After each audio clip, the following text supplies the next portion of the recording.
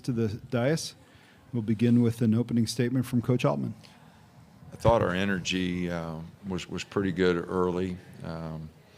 You know, with them having to come clear across the country, you know, I thought we came out and set the tone early and never really let them get into the game. And that's a tribute to the guys for getting themselves ready and focused and ready to play right from the start.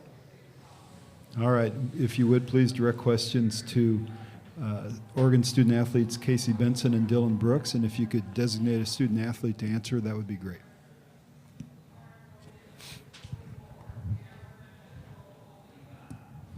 I guess we'll start with Dylan. You know, there's a lot always said about a 16-1 matchup, and Holy Cross came in here by making 3 straight upsets. Did that enter your mind, or did you just get the ball and go? You know, Holy Cross is, you know, a great team. You know, like you said, they came out on the road and won 3 straight. And then they're coached by a great coach. You know, I was kind of scared, to be honest. You know, we've been making a lot of history, you know, in Oregon, but I didn't want to make that kind of history, you know, for a 16 seed to be the 1 seed. But, you know, we really just came out there and, you know, just delivered the game plan that Coach Altman had and, you know, just really, you know, just outworked them and just really took it to them. You know, they only played like 7 guys, so, you know, if we just kept running and, you know, just kept attacking the boards, they'll wear out. And this is for Dylan as well, and that's what I want to follow up on was the board. So you had a 44-28 advantage on the boards. How much during the week leading up to the game did Coach Altman preach to you that you have to own the boards? Oh yeah, he always preaches that. And when you only get 2 boards, he's on you. You know, if you get, you know, under your average, he's on you. And, you know, that goes to anybody. You know, Casey, you know, he had a bad performance on the boards. But, you know, we just go out there and, you know, just really try to out-rebound teams. And, you know, that's how we win games. More questions for Oregon student athletes?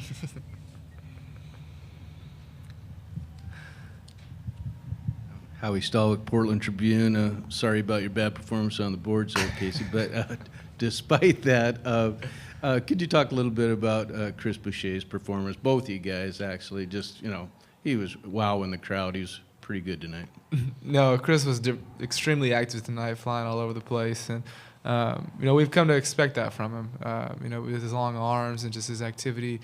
He's a guy who can get so much done in such a little amount of time. He played 17 minutes and you know, he had 20. So he does a really good job just flying around and being active, bringing a ton of energy on both ends of the floor. Dylan? You know, Chris is, you know, a great player who, you know, came along, you know, getting better over the season. And like Casey said, you know, that's what we expect from him every day. You know, blocking shots, you know, hitting that corner 3, and then, you know, rebounding the basketball, what he did. You know, he had a great game. And, you know, we were just looking for him on that bottom, you know, especially I was, you know, every time he calls for it, you know, I just throw it up there and let him go get it. So, you know, and that contributes to, you know, his hard work in the offseason especially. Question for both of you guys. How long do you enjoy this one before you start thinking about St. Joe's or Cincinnati? Casey, let's start with you. You know, we're thinking about that right now. You know, we're going to go watch the game, obviously, and just get ready to go. You know this one's over. So, you know, next one's the most important one, you know, obviously. So just got to take it one game at a time and come out ready to go with the same focus, the same intensity. You know, we know either team is going to be a really tough game. So just got to be focused and, you know, get ready. Dylan? We just celebrated right after the game, and then now we're just focused and keen into whoever wins this matchup out of St. Joe's and Cincinnati. You know, that's out of our head, and now we got to move on to the next game and really focus and bring the same intensity that we did into this game. So. All right. We'll dismiss the student athletes and thank them, and once they've left, we'll direct questions to Coach. Thank you, guys. Questions for Coach Altman?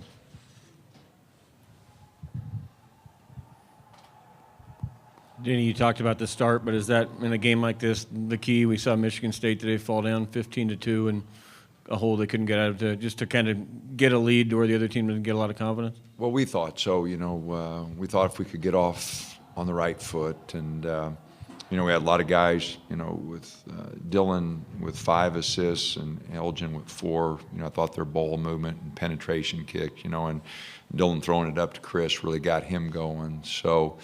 And I thought the first 4 minutes was important. I think it was 7-2. We were shooting free throws out of the timeout, and we'd gotten to the offensive boards and set a tone there. So I thought our tone defensively was good. Our tone on the boards was good. So I really liked the first 4-minute segment. Dana, what has clicked for this team defensively? I mean, rebounding the last few games, if you look back into the conference tournament, you guys have really excelled there, especially in the first part of the game when you guys are able to create that kind of lead. Well, 8 of the last 9 games, we have been good on the boards, with the exception of the Arizona game. So, I think it's something that our guys have focused in a little bit more. Defensively, I think our activity is much better than it was earlier in the season. Our communication has improved some. So fundamentally, I think we've just gotten a little bit better.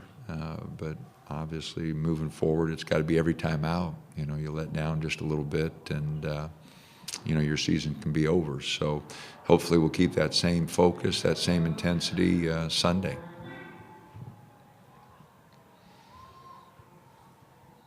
Anything more for Coach? Matt Calkins of the Seattle Times. Dana, a little off topic. Obviously, you guys were dominant today. Utah was dominant in their first round game as well, but all the other Pac-12 teams lost, and they were all favored. What, if anything, do you think that reflects? I'm not sure they were all favored, but they were all in a position. They missed some free throws. Cal had some bad luck this week. It wasn't a good first weekend for our conference. I will admit that. Free throws hurt a couple of the ball teams, but it's one of those things. You go in and we did have a great conference year. Nobody's going to take anything away from that. But if you don't perform in the tournament, then it gives you opportunity for people to attack your league. And unfortunately, that's happened. So, and the same will be true if Utah and us don't advance. We know that. That's just the reality of it. And that's fine. That's fine. We're in this position. We'd much rather be in this position than any other, so we just got to go make it work. We got to play. I sure hope Utah plays, and we both just got to make it work. Talking with Dylan and Jordan, they said they both watched the Michigan State game today, and it was really one of those moments where it kind of hit them.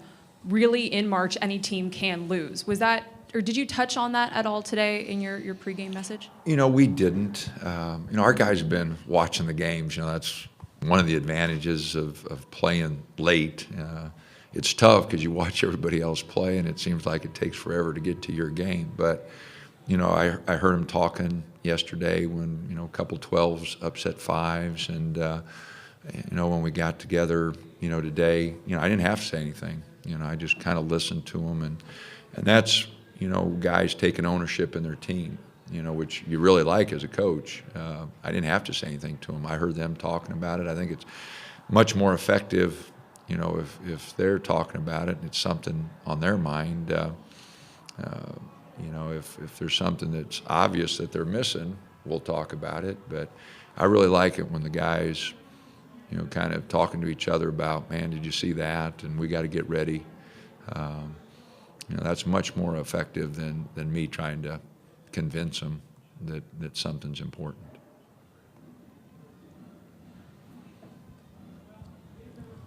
I was just going to ask if you had a chance to look at Cincinnati or St. Joe's at all. I have not. We had some coaches do some work on them, but I have not. I'll start tonight, get back to the hotel, and watch this game, and then our film man's already got my iPad loaded up with both teams, and we'll go to work on whichever team, we're fortunate enough to play. But I have not. A couple of the coaches have worked on Cincinnati. A couple of them have started work on St. Joe's, but I don't do that until we're done with one opponent. So we'll get focused tonight. We'll have tomorrow. We don't practice. I think we practice at 1. So we'll have plenty of time to talk and get a game plan in and break down some film and be ready to go. One quick follow-up. You're talking about film study. When you looked at Holy Cross and what you planned, did it come out as you planned? Did you see holes in that 1-3-1, or how did tonight come through from what you had scouted? There were two things. We thought we really needed to flatten their 1-3-1 out. I didn't think the previous teams did a very good job of getting the ball to the baseline and attacking, from the baseline. They tried to attack too much outside. So we tried to get it flattened out a little bit more. And Elgin and Dylan did a really good job of driving that thing from the baseline and, throwing it up to Chris underneath. Dylan with 5 assists and no turnovers. Those were all penetration up at the basket. We wanted to push it. We didn't want to play at their pace.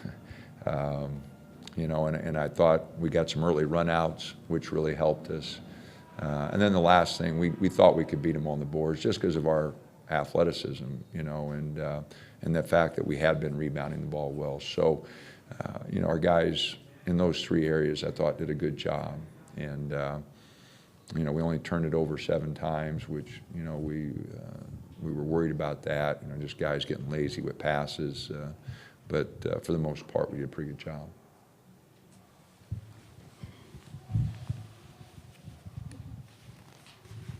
How much do you attribute Elgin Cook playing maybe his best basketball to you guys playing your best basketball of the year? Well, Elgin, had a real disappointing road trip to Cal and Stanford, and since then, he's been unbelievable. He's been so good. Everything's team, and our championship game against Utah, he had 6 assists. And tonight, 4 assists, 1 turnover, 6 shots. All I was worried about was making plays. He had a double-double with 13 rebounds, So Elgin's playing great, and that's one of those things we're really going to miss him. For 3 years, he's been a big part of our team, and just watching his progression, is fun as a coach, because you hope your guys get better and take on a bigger role every year, and man, he's done a tremendous job for us. Let's take one more for Coach if we have one. Last question. Is this kind of what you envisioned when you recruited him 3 years ago, that he'd be playing like this as in your system? Well, we hoped, you never know what path a young man's going to take, but we were really pleased with his athleticism when we recruited him. I thought he was a good competitor, and I thought he wanted to get better. And you mix that athleticism with a young man attitude who wants to get better and is a fighter, someone who will compete, and they got a chance to get pretty good, and in some recruiting, you miss on a guy, but if you've got someone who will compete and wants to get better, they got a chance, and Elgin fits that mold, and you add the athleticism that he has, and it's really exciting, to see the progression that he's made. Thank you, Coach. All right.